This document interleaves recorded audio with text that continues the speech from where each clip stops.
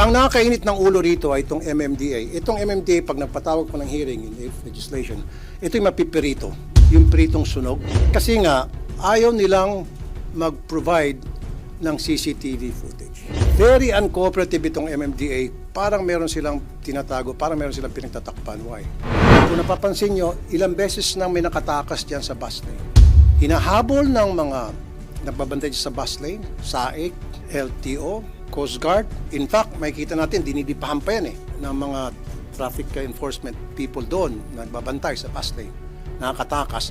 Nasaan yung motorcycle unit ng MMDA na supposed to be habulin yun? Nasaan yung hagad ng MMDA? Nasaan? Nandoon po sa mga VIPs.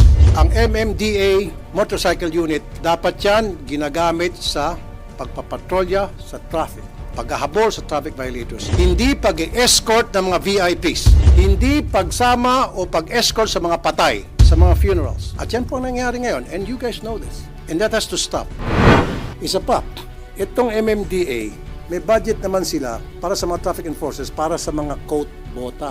Pag umuulan, wala nagbabantay dyan sa bus lane. Wala kasing bota, walang kapote. So itong DOTR, tatamaan din to. DOTR and MMDA. Saan yung dinala yung pera para sa mga kapote, bota ng inyong mga traffic enforcers?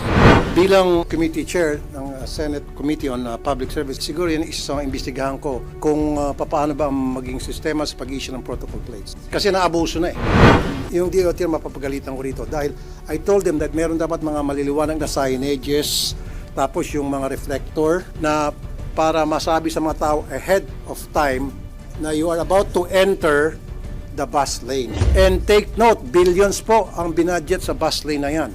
Kaya question ko yan during the last hearing. Concrete barrier lang, sabi ko, paano naging billions yan? Kasi na pambayad sa security guard, sa janitor, sa bubong daw. Sabi ko, ano ba yung bubong na yan? Ginto.